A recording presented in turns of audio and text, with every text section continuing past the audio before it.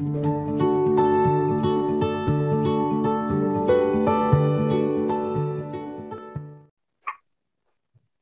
terima kasih. Pada kesempatan ini saya akan mereview sedikit tentang ruang lingkup dari ortopedi.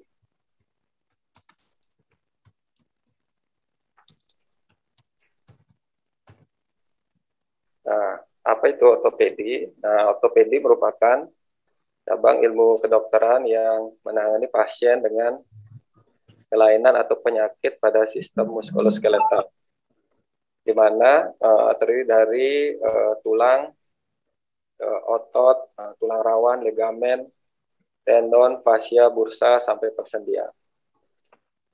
Pada sistem gerak tubuh manusia atau sistem lokomotor, mulai dari tulang belakang, dari leher, punggung, ekstremitas atas, dari bahu sampai tangan, kemudian ekstremitas bawah dari pinggul, paha, sampai ke kaki. Nah, ruang lingkup dari ortopedi itu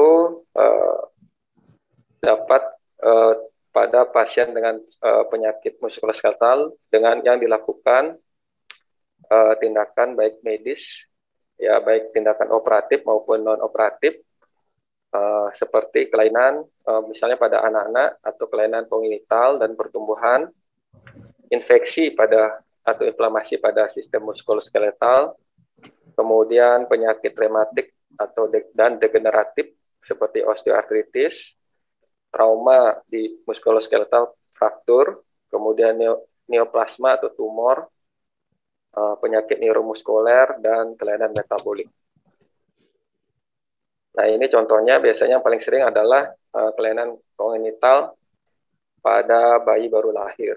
Nah, ini kalau ditangani sedini mungkin, ya dia tidak perlu operasi, cuman perlu concern, jadi perawatan dari baru lahir harus kita segera tangani. Jadi cukup dengan gips saja. Tapi kalau sudah sampai besar, misalnya sampai setahun, ya itu agak susah. Dia biasanya perlu tindakan operasi. Nah, seperti ini. CTEP itu yang paling sering. Nah, kemudian pada infeksi, nah itu biasanya sering pada ekstremitas seperti spondylitis TB, biasanya muncul benjolan di punggung, kemudian infeksi di sistem muskuloskeletal yang lain dari kaki, bisa mulai dari kulit, biasanya awalnya ada sumber luka sampai ke dalam tulang, itu di ronsen seperti itu. Nah, kemudian ini trauma ini juga yang paling umum, biasanya pada anak-anak ya cukup pakai gips saja kalau fraktur, bisa pada ekstremitas, karena dia remodelingnya bagus, walaupun dia ada displacement seperti gambar di bawah ini, bisa dia kembali lurus lagi. Namun kalau sudah open fraktur ya agak susah, jadi itu perlu tindakan yang operatif. Kemudian benjolan, segala jenis benjolan di muskuloskeletal, biasanya itu contohnya seperti ini, ganglion di pergelangan tangan, yaitu biasanya bekas cedera dari tulang rawan sehingga muncul kista sampai ganglion. Kemudian jenis tumor, nah tumor yang ganas biasanya paling sering adalah osteosarkoma, biasanya menyerang pada anak-anak. Dia perkembangan tumornya sangat cepat. Kemudian dari penyakit degeneratif yang paling sering adalah wanita usia di atas 50 tahun dengan osteoartritis. Osteoartritis bisa di sendi yang paling banyak sendi lutut, kemudian sendi tulang belakang, kemudian sendi hip, nah itu yang paling banyak. Kemudian penyakit neuromuskuler yang paling sering banyak ditemui adalah CTS biasanya, dengan gejala kesemutan atau mati rasa di panjang ibu jari, telunjuk, jari tengah, sama jari manis, kecuali jari kelingking. Apabila sudah parah, bisa sampai atrofi dari tenar muscle. Kemudian ada juga polio. Polio ini udah jarang sih ditemui karena keberhasilan dari vaksinasi. Nah, kemudian kelainan metabolik endokrin ini yang paling sering juga yaitu osteoporosis, di mana yang paling sering adalah wanita postmenopause karena defisiensi hormon estrogen, sehingga meningkatkan risiko terjadinya fraktur. Kemudian saya akan memberikan yang salah satu kasus yang paling sering adalah deteksi dini dan tata laksana nyeri lutut. Nah, nyeri lutut itu biasanya disebabkan oleh dua, yaitu akibat trauma ataupun non-trauma. Nah, trauma itu biasanya karena kecelakaan, terjadi patah atau fraktur di area lutut, ataupun akibat cedera olahraga. Kemudian bisa juga disebabkan oleh non-trauma seperti infeksi, ada peradangan, tumor, dan degeneratif. Nah, yang paling sering adalah osteoartritis atau kerusakan dari tulang rawan sendi, di mana istilah awamnya adalah pengapuran sendi, di mana terjadi kerusakan tulang rawan seperti ini ya. Dari ronsennya kalau kelihatan dia tulang yang celah sendinya menyempit seperti ini.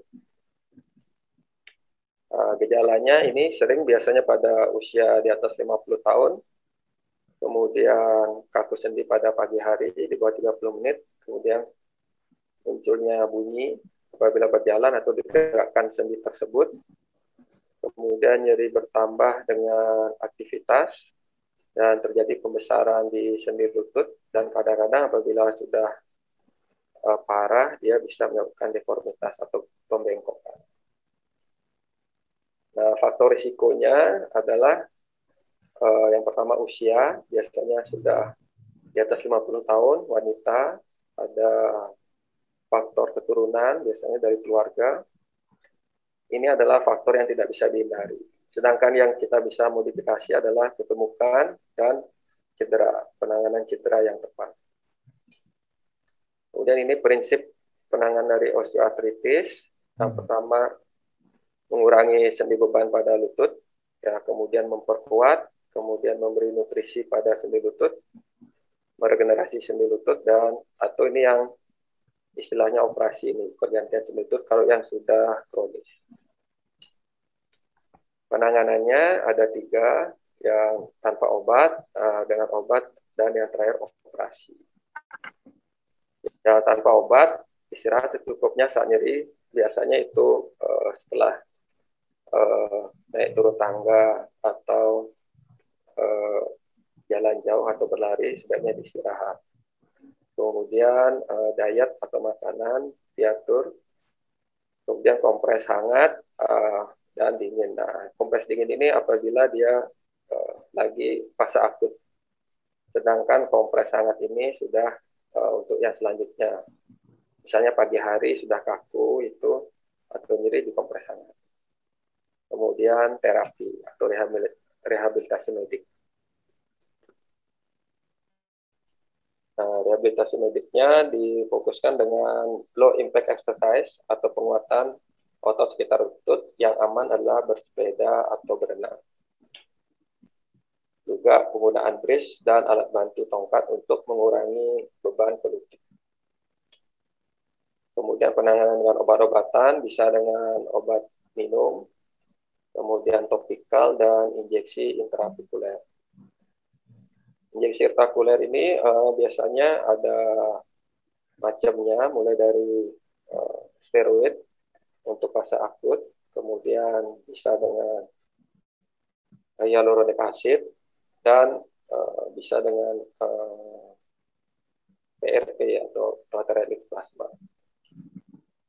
Nah, ini injeksinya yang pertama dengan analgetik, itu fase akut sebagai antiinflamasi, kemudian hyaluronic acid, ada juga fluoroterapi, PRP, platelet plasma, dan yang terbaru adalah stem cell. Kemudian tindakannya biasanya yang derajat 1 sampai 3, apabila tindakan tanpa operasi tidak ada perubahan, dilakukan tindakan artroskopi atau endoskopi sendi lutut. Sedangkan pada fase yang grade 4, KL4, ya sudah terjadi kerusakan yang parah, sampai dari pembentukan, nah ini sudah tidak bisa dilakukan tindakan artroskopi, harus dilakukan tindakan pergantian sendi atau knee replacement. Tindakan yang dilakukan pada pasien osteoartritis tetap aktif, nah, maksudnya kita harus penguatan dari otot di sekitar sendi lutut. Kemudian hindari gerakan kebiasaan tikus nyeri, jaga berat badan, nutrisi, dan latihan fisik yang rutin. Kemudian minimal olahraganya berenang, berjalan, bersepeda, minimal 30 menit. Nah, ini salah satu contoh untuk penguatan dari otot sekitar lutut, yaitu quadricep exercise, SLR, kemudian ini sit to stand untuk penguatan hamstring dan quadricep. Perlu indikasi ke dokter apabila nyeri lututnya disertai dengan pembekakan, ada demam, sampai atau ada kelemahan atau kesemutan, dan keluhan nyeri tetap bertambah walaupun dengan istirahat. Sekian, terima kasih. Saya boleh bertanya? Boleh, silakan Dokter Yuliana Slamet, silakan dokter. Ya. Gini tanya dok, kalau misalnya lansia kan sering lututnya sering sakit tuh, dan diberikan kan glukosamin kondroitin. Pertanyaannya, berapa lama boleh diberikan glukosamin kondroitin itu? Karena kan ada literatur yang mengatakan pemberian glukosamin kondroitin akan meningkatkan kadar gula darah. Jadi berapa lama dan boleh pemberian glukosamin kondroitin itu, dan apakah boleh diberikan bersamaan dengan metformin? Sekian, terima kasih. Baik, terima kasih dok. Jadi fungsi dari glukosamin dan kondroitin itu adalah sebenarnya suplemen untuk tulang rawa. Ya memang itu memang masih ini istilahnya kontroversial. Ada yang memberikan, ada yang enggak. Itu sebenarnya sama kayak vitamin. Jadi biasanya itu adalah untuk yang grade yang masih ringan, misalnya grade 1. Itu ya hampir mendekati grade 2. Itu hanya untuk suplemen. Jadi untuk biasanya dia yang ringan itu dia biasanya membaik bisa sampai pemberian rata-rata di observasi itu 6 bulan bisa rata-rata 6 bulan. Kalau nggak ada perubahan, nah berarti dia kemungkinan derajatnya dia udah berkembang. Nah, harus ditingkatkan lagi, nggak bisa mengandalkan suplemen itu aja. Gitu. Nah, ini juga masih kontroversi dia. Glukosamin kan memang ada yang dibilang kan sumbernya dari glukosa, ya dok ya. Nah, itu apakah dia bertentangan dengan pasien dengan gula? Nah, ini tergantung juga dia gulanya dia ini terkontrol apa enggak pasiennya. Ya, apabila dia misalnya terkontrol, udah minum obat itu ya nggak apa. Tapi kalau dia gulanya tidak terkontrol, macam 400, 300, ya sebaiknya jangan diberikan. Gitu. Penggunaan jangka panjang apakah tidak akan apakah tidak akan memberikan gangguan pada ginjal, dok? Itu sama seperti suplemen ya, enggak sih. Itu sebenarnya untuk ini juga, proteksi juga. Biasanya yang grade-grade awal itu. Oke, terima kasih dok. Iya, sama-sama dok. Dok, izin nanya dok. Ya, silakan dok. Izin nanya, ada kasus dok ya. Ada kasus seorang wanita 45 tahun, obesitas, kemudian dengan OA derajat 3. Setelah konsul spesialis, kemudian diinjeksi hyaluronanit, tapi sampai sekarang belum ada perubahan. Apa yang harus dilakukan? Apakah harus di TKR atau bagaimana? Kemudian kapan harus diberikan untuk stem cell-nya? Seperti tadi diinfokan bisa diberikan stem cell. Jadi kapan kita harus memberikan stem cell-nya?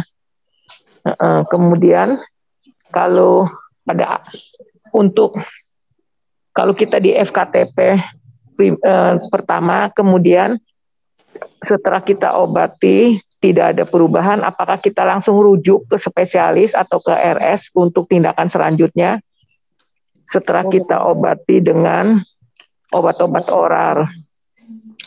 Terima kasih. Ya, terima kasih dokter pertanyaannya. Yang pertama itu ada wanita yang obes ya, grade 3 kurang lebih ya, KL3. Nah, itu berarti dia memang sudah terjadi kerusakan. Kalau KL3 dia sudah menyempit ya, tapi belum sampai kissing bone. Ya, berarti kerusakannya kurang lebih di atas 50%. Nah, tergantung ini pertanyaan umurnya berapa, karena umurnya 45 tahun, Dok. Oh, 45 tahun ya, masih. Tapi sudah menopause apa belum? Belum. Nah, belum. Tapi ya. Dia obes. Obes ya, memang karena faktor obes itu yang tidak ada komorbid lain selain obes. Ya, tidak ada komorbid selain obes ya. Ya, jadi memang faktor itu yang obes itu yang menyebabkan OA-nya cepat ya, progresivitasnya. Itu pertanyaannya kapan stem cell gitu Dok ya? Iya, boleh stem cell atau di TKR atau bagaimana? TKR, karena sekarang dengar ada dengan stem cell bisa untuk OA, Dok. Iya. Nah, jadi kalau bisa itu sebenarnya umur 45 yang pertama itu adalah obesnya yang harus diturunkan sebenarnya. Kalaupun dia di stem cell, di TKR pun sekalian, itu pasti dia masih akan nyeri-nyeri. Karena beban ke sendinya itu sangat besar. Ya. Jadi obesitas itu faktor yang sangat mempengaruhi. Nah, kalau pada pasien ini, ya setelah disuntik juga, setelah diinjeksi hyaluronat masih belum berhasil, berarti dia kemungkinan dia kerusakan tulang rawanya udah cukup istilahnya besar ya. Nah, alternatifnya ya sebelum di stem cell bisa jadi yang pertama adalah harus diturunkan berat badan. Nah, kemudian apakah stem cell bisa? Ya, tentu kita harus evaluasi lagi pemberian stem cell-nya itu. Tapi sebelum stem cell, sebaiknya berat badan harus diturunkan, kemudian penguatan otot di area sendi. Biasanya kalau dia turun, dia sakitnya pasti hilang. Kalau masih grade 3, dia sakitnya berkurang, biasanya aktivitasnya udah bisa. Nah, seperti itu.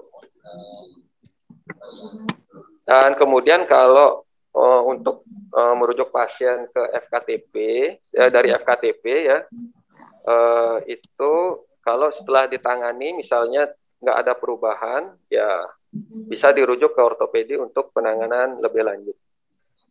Jadi prinsip penanganannya adalah mulai dari penanganan yang tanpa operasi. Jadi non operasi dengan obat-obatan, injeksi, kemudian terapi, modifikasi hidup dengan penurunan berat badan, penguatan otot. Nah, kalau itu tidak ada perubahan, baru dipikirkan tindakan yang lebih invasif. Jadi gitu Dok. Oke, Dok. Tadi kan diceritakan kompres air hangat ya Dok ya, lututnya ya? Iya. Berapa lama ya Dok ya? Kompres air hangat kurang lebih 5-10 menit. Nah, itu untuk pagi hari, biasanya yang kaku-kaku itu. Kan biasanya pagi hari. Tapi kalau misalnya setelah beraktivitas, kan ada bengkak, ya biasanya. Nah, itu aktivitas naik turun tangga ini bengkak, nah itu kompresnya air dingin. Oh nah, gitu. Untuk inflamasi, iya. Gitu. Oke. Terima kasih Dok. Ya, sama-sama Dok. Ya, selamat siang Dok. Izin bertanya mengenai itu suntikan yang intraartikuler itu loh. mengenai suntikan proloterapi dan PRP itu bisa nggak untuk untuk OA yang di sendi itu dipakai? Proloterapi dan PRP. Fluoroterapi dan PRP sebenarnya prinsipnya sama. Itu adalah regenerative medicine. Jadi bertujuan untuk meregenerasi kembali atau menumbuhkan kembali sel-sel di tulang rawan biar seperti semula. Nah, indikasinya yang pertama itu adalah biasanya pasiennya usianya tidak terlalu tua, ya di bawah 50 tahun. Kemudian derajat osteoartritisnya juga masih derajat 1 atau derajat 2. Nah, itu bisa dilakukan tindakan seperti itu. Tidak hanya di sendi lutut aja untuk fluoroterapi dan PRP ini, di semua jaringan juga bisa. Bukan hanya di sendi aja, tapi di tendon bisa, di ligamen bisa yang bekas cedera. Tujuannya adalah untuk mempercepat atau meregenerasi sel-sel yang sudah rusak. Nah, seperti itu, Dok.